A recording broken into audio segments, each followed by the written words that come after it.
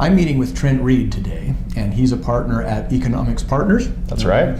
And also a business valuator. Now, you do several things in your firm, but you've been gracious enough to come and talk to us today about business valuation, specifically in the context of a divorce, where somebody may be making a claim to one's property or business assets or the business itself, and we have to figure out if it's going to be divided, how are we going to value that? Is that right. correct? That's right. And you've actually done this. Now, this is interesting because it's great to find Trent. Some people offer this service but have never actually done it, but Trent has. So before we get started, for those people that would be in the position to need a business valuation, would you give them your contact information, please? Yeah, so again, name is Trent Reed, and my phone number is 925-817-7985. Okay. So what do you want people to know about? Let's start with what kind of business is valuable enough to warrant the time and expense and the effort of having a business evaluation done? So a business valuation certainly comes with a cost. It's like doing any work with an attorney or with an accountant. You're getting some professional services conducted, and the cost will depend on the degree of complexity of the business. And so within a divorce setting, costs can range from typically as low as $4,000 or $5,000 to fairly significant fees, and those can be extremely significant when you start talking about businesses that are worth hundreds of millions of dollars. Even if you're dealing with a business that's worth maybe several $1 million, and correct me if I'm wrong because every evaluator is a little different, but it's not unusual for it to take $25,000? Yeah, no, that would be... hundreds of millions, I'm sure that could be in the millions of dollars to do, but like $2-3 million business, $25,000. Yeah, that could be the fee. 30, Absolutely. something like that. Okay, so if you're dealing with a divorce where it's the family ski rental business, unless you've got multiple locations or something like that, even if it's doing well, but it's only generating, say, maybe $50,000, $60,000, $100,000, what kind of business valuation would be necessary, especially if someone's trying to claim, I get a piece of that? Right, and so we've had people contact us that it could be something as simple as a lawn care business, or like you say, a ski rental business. And typically the fees associated with the valuation of the business relative to kind of the return on getting that figured out might not pencil out to make sense. And so, ideally the company has some sort of substantial value, and really, if you're trying to extract value from a very small business that's owner operated, sometimes you can find yourself disincentivizing the owner to even generate value, right? Yeah. So if the only reason the business even generates income is if the person involved in the business generates income and you're trying to take half of that value away, then it can become not worth that person's while to even conduct that business, and they may not even have the liquid assets to pay for half of the perceived value of it. So, and are you kind of talking about the double dipping problem as well? You're saying, hey, wait a minute, this is the money that you earn that you're going to use to pay child support and alimony to your ex-husband or ex-wife, and now you're going to take half the value of it. It's like, well, wait a minute, now you just sucked out half of my ability to make the amount of money that we're basing child support and alimony on. You can't have it both ways. Is that part of it? Right, and that's been in case law many times, and generally it's found that this double dipping principle is not allowed. Either you take a settlement and you no longer have a claim against the cash flows generated by that business, or you have a claim against those cash flows going forward. You shouldn't be able to double dip, as you say. Yeah, double dip. And see, for a lot of you watching this who are in this situation, you've already gotten them, what you paid for, the cost of admission's been paid for. He's like, I hadn't thought of that, double dipping. Because a lot of people don't. A lot of lawyers don't even think about that. You know what I'm saying? And some lawyers it's in their best interest not to think that way, or the parties they represent. Okay, so you're talking about, like you say, you're taking away the incentive for right. somebody If you're to the work. divorcing spouse that does not run the business, and just out of, I know these things can be very emotional, but if you're trying to kind of take the pound of flesh by taking half of the present value of that business, then it can make it very disincentivizing for that person to continue to generate value going harder forward. To get inventory, harder to get credit, harder to make payroll, all these things, or like harder to make it, like you say, even just worthwhile to go into work. It's like, I just took a big haircut on my pay, and I'm already paying out child support and or alimony. So the incentive may be to just shut down, right? And so many businesses, even larger businesses, can become fairly dependent on the founder. And so businesses become more valuable the more you're able to diversify that management risk, and it doesn't hinge just on one person. But smaller businesses can often be held together by the efforts of one individual person, wife or husband, and if that wife is the one that's holding everything together, and the husband's trying to take half, then she may not have the incentive to hold it together. Let me ask you about that too. Let's get to goodwill, because that would be a perfect time to talk about that.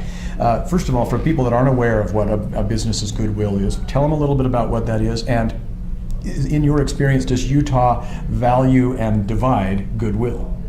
Right. So goodwill is essentially, if you were to look at a business purely by the value of the assets that the business holds, then you'd say, okay, well, what if we just had a fire sale and we sold off all of the assets? And let's say that the business is a software business. Those assets may be very little. It might be some desks, some computers, and some office equipment. Because most of the value is being generated by the cash flows of the business. Now, even a business that may have more assets, maybe it's a construction business, selling off those assets and dividing the proceeds is typically going to be worth less than continuing to operate the business and generate future cash flows. And so typically the value in a business is not, it's over and above just the liquidation value of the assets. What is that value? Tell it, why would it be more valuable to keep the construction company or the software company a going concern? Because by keeping the business, in business as a going concern, you're generating expected future cash flows, and so. And where does that come from? Let me make a suggestion. We already have a website. We didn't shut down the website after we sold off the desk and chairs, so customers who like our software will come back. Mm-hmm. People that visited the office of somebody else and said, hey, that's great software, who makes that? Then that would be future customers and things like that. You're in the phone book.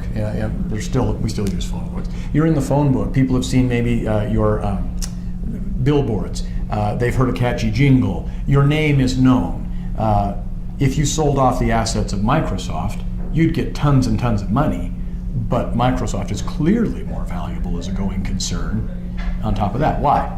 Because people know Microsoft. Right. People know I depend on Microsoft Word as a lawyer, things like that. Is that kind of the goodwill, is it? Right. Goodwill is typically, or at least intangible asset value, will kind of go a little bit broader than just goodwill for purposes of this. Okay. Intangible asset value that's over and above what you could get for just selling things, comes from things like customer lists, relationship, reputation, brand value, non-compete agreements. There's all of these things that in and of themselves you don't typically sell non-compete agreements. You can sell customer lists, but depending on this set of circumstances, it may or may not make sense. They may not make, like a customer list may not be very valuable if the customers know, oh, this business is going out of business. Right. They might say, or like for example, let's talk about dental practice. A lot of times people will, a dentist will retire or be ready to retire and gradually bring in a new dentist and sell the business to the dentist. Well, when that happens, oftentimes the patients will say, but I was a real fan of Dr. Jones. Dr. Brown, the new young guy, is going to take over the practice, but if we're going to stop using Dr. Jones, I think I'm just going to go find a new dentist. I'm not going to keep coming here. I don't really come here because it's close. It's because I have a relationship with Dr. Jones. Once that goes away. So a lot of times dentists are a little disillusioned, right? They think, oh, look, Dr. Jones has 200 patients. I'm going to get 200 patients. Right. They buy the practice, and then as soon as Dr. Jones hands off the keys, suddenly there's this big attrition rate. Right. So that's an example of a client list not being as valuable as it might appear. That's right. And typically a valuation firm will take that into account by industry because there will be industry standard kind of attrition rates. And particular situations can experience greater or less depending on the degree of reliance that that doctor may have created on themselves. I mean, I go into the dentist and I see the dentist for about 2 minutes after the cleaning and everything, comes in and says everything looks great, thanks. And so that dentist isn't necessarily selling his or her practice. You might actually follow the hygienist. Right, I might follow the hygienist. So it depends on the degree of reliance that you're creating on the individual. But I mean, it certainly can make sense to get a business valuation, and even to see if there's a way to buy out the stake of that person in that business once a value is established. Sometimes it's a set of circumstances where the spouse really doesn't want to deal with that spouse on an ongoing basis. And so rather than taking their share of ongoing income, they just want to be paid out and separated. So within that avoidance of the double dip, just give me my payout and let me be separated, because I may not have a high degree of confidence that you're going to fulfill your cash flow obligations over the course of a number of years. Now that you have to share a court-ordered amount, you may stop having that ambition, right? Desire. Okay. And that might make sense to distribute as long as this person can continue to be incentivized. And in a non-divorce setting, just let's talk about business partnerships, because business partnerships can be somewhat similar to a marriage, right? Not in all aspects, but they can be similar. And very similar. And even within our practice, right? Even within our practice, we bought out a business partner, and it was a good exchange of value, where the business partner wanted cash now to pursue other entrepreneurial ventures, and by using in our case, a small business loan to buy out this partner, our debt service, how much we needed to pay in debt payments, was much less than the amount that we were needing to pay on a monthly basis for his partnership stake. And so for us, it was a win, because we're getting more monthly income by buying out that partner. For him, it's a win. And he's out of your hair. And he's out of our hair, as much as we love him. Yeah, but still, right? But he's out of our hair, we're out of his hair. Not good riddance to bad rubbish, but hey, you don't want to be here anymore. We're cutting all the ties.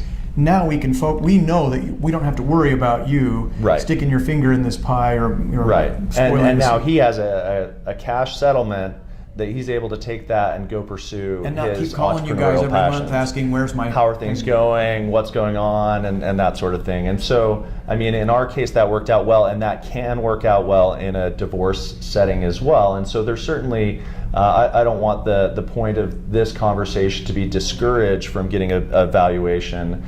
But it does make sense in circumstances, and in other circumstances, maybe no. And so it makes sense to at least, think about the pros and cons. And one of the cons is, if I'm going to value this business, then a good business valuation firm is going to take into account the impact on the go-forward value of the business from what we're talking about. And an example is one case that we were dealing with.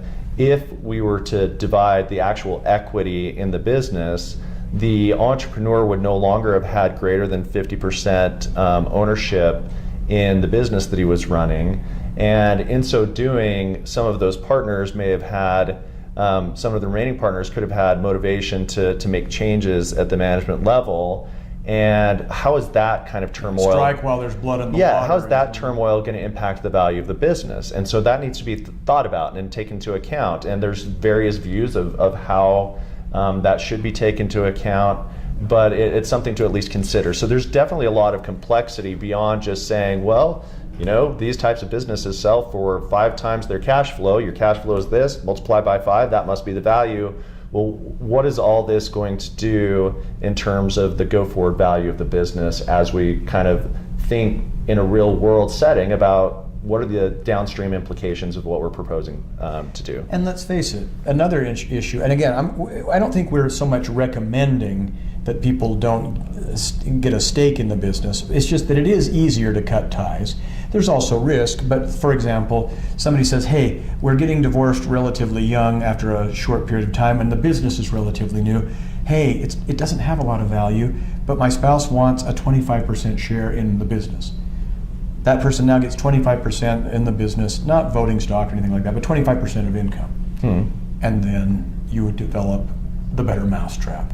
And what you thought was going to result in your spouse receiving maybe $50,000 a year is now $50 million a year. And you're saying, wait a minute, that wasn't the lifestyle we were accustomed to. She was never meant, or he was never meant to get $50 million. That's a problem. And I've personally seen that where people complain about, ooh, I didn't have to pay out any money. I just had to give away 25 worthless % of a sole proprietorship or something. And then suddenly it becomes worth a lot of money, and then people get very resentful. It's like, I never would have done that. By the same token, ooh, I think this business is going to make a lot of money. I heard Google was sniffing around.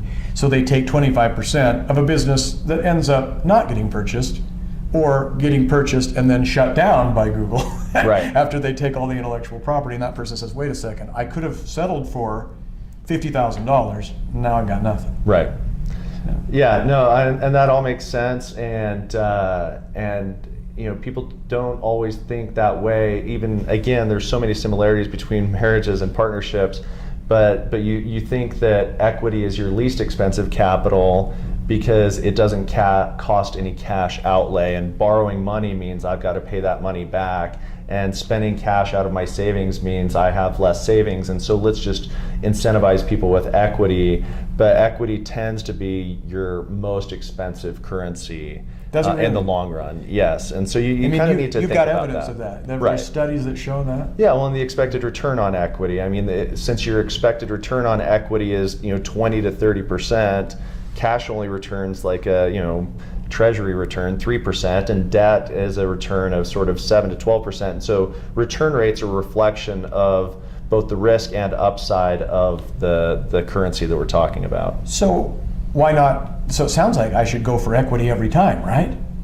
Well, not necessarily, right? Just like the scenario that you talked about, you might think that, well, rather than having a future claim against cash flow in the form of alimony, I don't want to deal with this person anymore. Let me just take a stake of the equity and let's kind of part ways that way. That equity may end up being worthless. It happens all the time. The failure rates on small businesses are greater than kind of 50% over a 5-year period. And not only that, like you say, equity may be good now because it's a going concern, and this person's able to say, I've got my wife and kids, or my husband and kids at home, and I can pour myself into the business. Oh, now a big chunk of equity is being taken. I've got to juggle kids and everything else. Suddenly my desire to run this business plummets, and my equity value goes way down. Yeah, in small businesses, it's hard to overstate the degree of value that the individual brings to the business, right? They're holding things together with duct tape and baling wire and like extraordinary efforts and working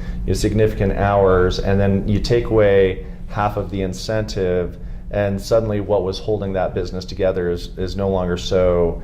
The incentive isn't there as much, right? But even within a large business, you can see significant disruption from an owner being under this type of duress. And so you do need to take into account what are the implications of the proposed settlement that we're looking at. Now here's a question I don't know the answer to. Do you ever get asked, as part of the evaluation, do you get asked to evaluate the relative contribution of somebody? So if somebody's saying, for example, if someone says, well, look, I started this business before I was married, but then I did have my spouse, like he or she came in and helped paint the office, or answered the phones, or helped do my bookkeeping on QuickBooks before we, and so what that person says is, hey, I was integral to the success and the growth of this business. Do you ever have to evaluate that spouse's level of contribution and the value of that person's contributions? Is that part of valuation, or is it not? Well, I would say that as far as that goes, typically you would be looking at the first part of what you talked about, which is, what was it worth before they even entered into this marriage, and then what was it worth at the time of marriage. But at least I have not experienced. Or the time of divorce. At the time, Well, and I'm saying, marriage, so you've got like you've got 3 milestones: pre-marriage, then we've got marriage, during the marriage, and then divorce. And so I would say that you would look at what was it worth before the marriage, but once they're married, contribution to the value of the business isn't necessarily all in work done within the business, right? I mean, correct. The value that my wife has created in helping enhance the value of my business is certainly not anything that she's done at the business, because she's never been a part of the business. But she takes care of my 4 kids, and not to be, I guess we're sort of a pretty, I don't know, 1950s family or whatever, but my wife, my wife takes care of our kids. We're not as far away from that. I mean, the idea that we've got these gender roles, let me just put you at ease right now, and the viewers too. Your wife, I assume, has some college. Yes. Yeah, I mean, she's chosen to take this role. Right. And we're not going to question why. It could be religious, it could be cultural, it could be, it's like, oh yeah, my mom had a college degree, my late mother had a college degree, and was planning to go back to work, had me, I'm the oldest, and said, I love being a mom. I didn't anticipate I'd feel this way, went to the school and said, I'm not coming back.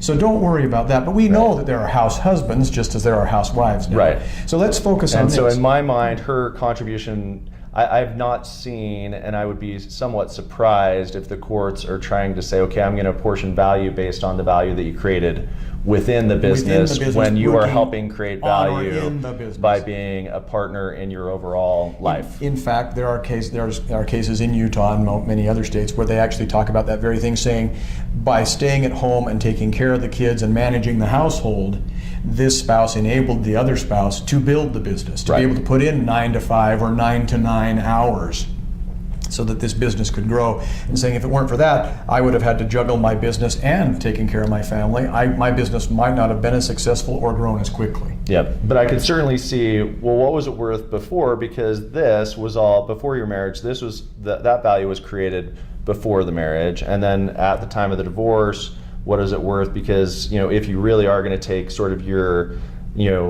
portion of the value and walk rather than having an ongoing claim against cash flows, well, then you shouldn't necessarily get the upside either. So maybe pre-value created and post-value created, you shouldn't if you're taking sort of your share of the asset value. Does the valuator actually get called to do that sometimes, to make an assessment of the contributions of a spouse, whether that be, as you say, directly within the business as an employee or contractor, or, well, this person indirectly contributed? Do you ever get called upon to do that? I don't know if you do or not. It's possible, but I'm not aware of a situation like that. Happened. That would be something most of the time the lawyers themselves would try to argue. Yeah. Okay, I just didn't know. I didn't know if you ever get asked to do that. So, could you give us an example of the kind of person who, when there's going to be claims to a division of a business, what's the typical client going to be? What's the value of the business? What kind of businesses? Could you give us an example of that, in your opinion? Yeah, I'd say it's hard for me to say typical when I've got my sample size, and I don't know that I could say that my sample size is statistically significant, and I haven't done enough. I've done enough research into the breadth of the industry of the typical business size that's litigated. I would say, in my experience, it's generally a business with greater than maybe $5 million in value. So so that would be $1 million revenue? It depends on the type of business. I mean, there may be a business that's bringing in $1 million of revenue, but the net income that it's generating is $100,000, and that's definitely not a business that's worth $5 million. So would you look at net income as kind of your key indicator, first of all? Yeah, I mean, I would say that not the only one, right? But yeah, in valuation, cash flow, free cash flow is what you're looking at, and sometimes the spread between free cash flow and net income is great, and sometimes they're very similar, but free cash flow is the cash generated by the business to be able to service debt and pay taxes, and so it's a little bit above the net income line is the free cash flow. And so we typically look at multiples of free cash flow, and a very sort of heuristic rule of thumb is that a pretty good business trades at 5 times its cash flow. And so what that means is if it's a business that's growing, 5 to 15% per year, it's got profit margins that are 15 to 30%, then that's a healthy business if it's been doing that for some amount of time. And so it's not growing really fast, and it's not insanely profitable, and so it probably trades at about 5 times its cash flows. Now, companies that grow even faster than that can trade at 10, or sometimes companies trade at greater than 20 times their cash flows because they're growing so fast. And then companies that have exceedingly high profit margins can trade at higher than those multiples. And so, things that make your company more and more attractive is the stability of the company, the strength of the margins, the growth rate, the diversification of the client base. And so if you're all reliant on one client, that client could leave and now it's not worth as much. I mean, we tried to help sell a business as an investment banker that had very, very attractive financials, and nobody wanted to touch it because its only client was Walmart. And Walmart could have chosen to leave them at any given time, and then you paid a lot for something that's now worthless. Interesting. And so you need to, more valuable businesses have a good diversification of products, a good diversification of revenue streams, a good diversification of leadership, so that if one person gets hit by a bus or takes off to the Caymans, there's the next person to step up and run that business. And so the less that you're reliant on any product, geography, individual, and that it's also growing fast and profitable, the more valuable that business. And businesses like we talked about earlier that rely on one person that's the linchpin are not quite as valuable, because that person could have a heart attack tomorrow. Okay. Can I, if I'm the one that's facing the division of my business and I'm really concerned, can I just bribe you so that you'll give me the answer I want? You know what I mean? I'll pay you twice as much as you normally charge so that you'll give me the report that I want. Will you do that? No. Yeah, okay. But. Duh. Yeah, okay. And now, but still. But it's a valid point. It's a valid point. So it's a valid even if point. You're a spouse on the other side is hey, is that person bent or something like that? Yeah, I mean, typically, we will offer up, listen, both clients can pay us, and if both clients are paying us, then you're both my client, and my motivation is to land right down the middle of the fairway, fair market value. But that makes perfect sense. Now let's talk about a situation where you've got one spouse developed some software, as a college student in the garage, and now it's worth $100 million, and the other spouse dropped out of college after 2 years and has 4 kids. Right. This person doesn't have any money. So now I'm the guy with $100 million. I'm going to pay for the whole thing. And by golly, I expect to get value for my money, and that is tell people that this $100 million business is not worth $100 million. Why won't you do that? Well, why I wouldn't do that is out of personal integrity and out of the fact that we have within our firm CPAs that are governed by the American Institute of Certified Public Accountants that carry the accreditation and business valuation designation. And so for the credibility of our firm and for adherence to professional standards, we're not going to be bought on evaluation. Not only that, but credibility, and that is important too, but you could also be shut down. Right. If word gets out, these guys will basically whore themselves out for a price. It's well then, as you say, your credibility suffers, but then also you're breaking laws. Right. Okay. But what I would say though, is the fact that the value of any business is a range. There's not an exact right answer to the value of a business. When we were selling a business for which I was the chief financial officer, we got an initial bid to buy the business. And the bid at which we were considering selling the business ended up considerably lower than the bid at which we ultimately sold the business. But we were ready to sell at that other price if the other bidder had not come in. And so ultimately, what was the value of the business? Was it the low bid? Was it the high bid? Is it somewhere in the middle? We had very professional people looking at it and coming to very different conclusions as to what they were willing to pay. Did the client kind of say, well, it just goes to show how, they kind of rib you and say, well, you got it wrong. Right, so that's the thing, is the value of a business. Did I get it wrong? The value of a business is a range. I mean, when companies file to go public as an initial public offering, they don't say we're filing at $10.32. They file at a range of we're going to file somewhere between $10 and $13. Then they go out and try to get a whole bunch of interest in their company. They build a book of orders for their company, and then the investment bankers try to say, okay, based on all these orders, we think that this probably is the best price. But it's just a range. The value of a business just There's no getting away from, it's a range. And so if you are hiring your professional and someone else hires their professional, and the value of a business is a range, and the incentive for this person is as low as possible and the incentive for this person is high as possible, and they've each hired their valuation professional, then almost certainly you're going to end up with this person being on the aggressive end of the range and this person being on the conservative end of the range. It just happens. And you have to hit. I mean, we think about, you hear about these movies where they cost $150 million to make and lost money, and then you've got a Napoleon Dynamite that makes 20 or 100 times what they expected to make because it just happened to catch fire. You never know how the market's going to value something precisely. Right, because one thing you wouldn't have a job. People right, one thing that's important in understanding the value of a business is the value of a business is not the value of what it's done in the past. The value of a business is the value of what you expect it to do in the future, and nobody can perfectly predict the future. We could be at war with North Korea next month, and I'm not saying we will be, but that's a possibility. Or you could be going like gangbusters, and then Walmart could fire you. Right. Suddenly a competitor comes in with a better mousetrap, like you're saying, and so predicting the future is impossible.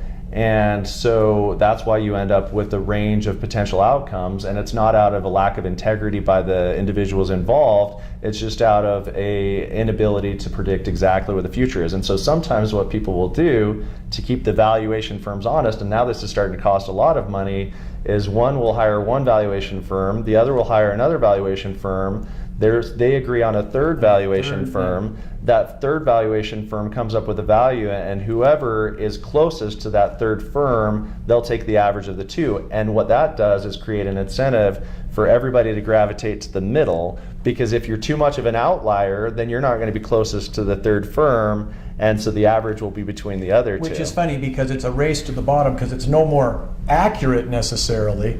It prevents people from acting out of greed, but no more accularly. Yeah, they just don't act out of greed. It's still impossible It's to be still impossible perfect, but you're probably gravitating toward the most middle of the road assumptions. Yeah, kind of a conservative. Well, that's very interesting.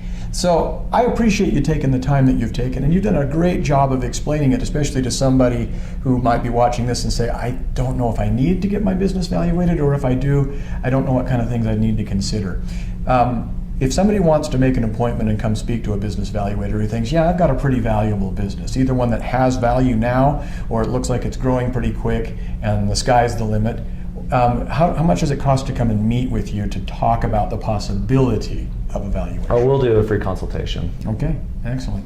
Thank you so much again for taking the time, and for those that would like to get in touch with you, and I really do appreciate you taking the time to do this, what's your contact information one last time? All right, it's 925-817-7985. Thanks again. All right, thank you.